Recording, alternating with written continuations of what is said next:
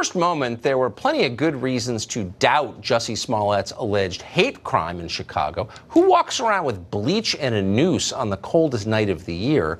How many Trump voters live in downtown Chicago or even visit? And of those, how many have even heard of Jussie Smollett, much less are willing to go to the effort to commit a hate crime against him? Those are just a few of the very obvious questions, but nobody in the press was asking them. And the person who was most assiduously not asking them, but instead ignoring them and making excuses for Jussie Smollett's ludicrous account, was Good Morning America host Robin Roberts. In her, we're using air quotes here, interview with Smollett, she gave him free rein to slander an entire segment of our country, and he did it for personal gain, and she let him. Watch. I see the attacker masked, and he said, "This MAGA country punches me right in the face." And there is no doubt in your mind what motivated this attack? I could only go off of their words. I mean, who says empire, this MAGA country, ties a noose around your neck and pours bleach on you?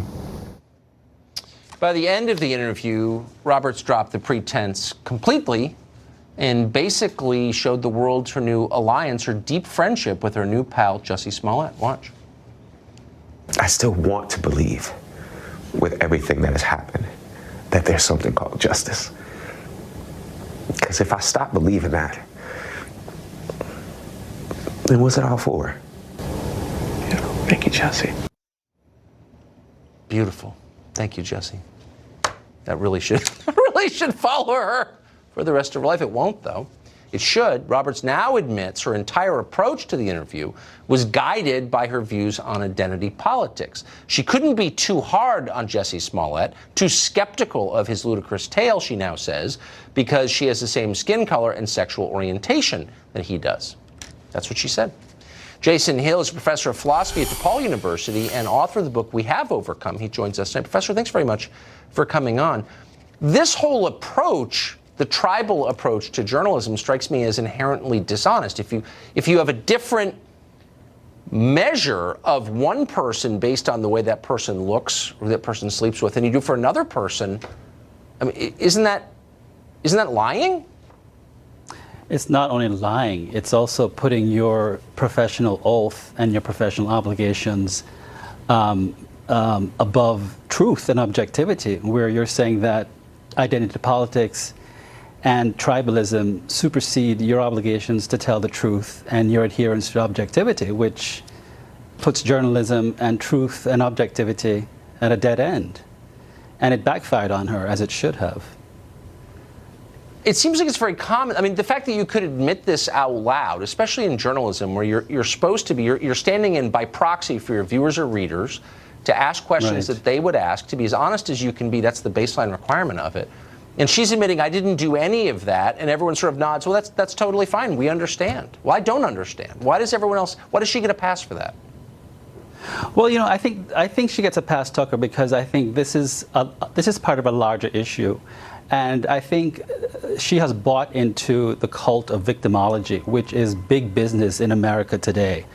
And it's big business in America today because to be a victim is to take on the mantle of permanent innocence. It is to become a certified moral icon. And when you become a certified moral icon and you become a permanent innocent person, your transgressor or your alleged transgressor becomes a guilty person from whom you can extract some kind of reparation. And I think she has bought into the cult of victimology, as have many Americans. And there's also a deeper sense that's going on in this country in which people who take themselves to be victims luxuriate in a sense of infantilization.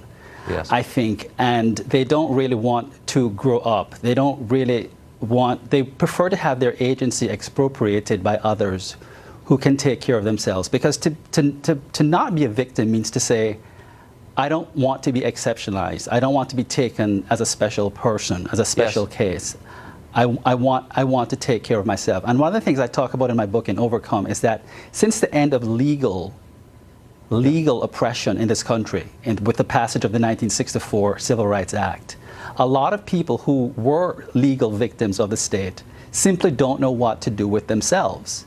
So what they do is they go about creating a victim identity, like this fellow Jussie Smollett, who, comparatively speaking, is in the 1% in the world. Of course. Right? No, but So you're totally right, and that's it. That's it. It's the powerful pretending they're powerless. Professor, I wish you had more time, and I wish you'd been my professor in college. I probably would have enjoyed the experience. So your students are lucky. Thank you for joining us tonight. I appreciate it. Thank you.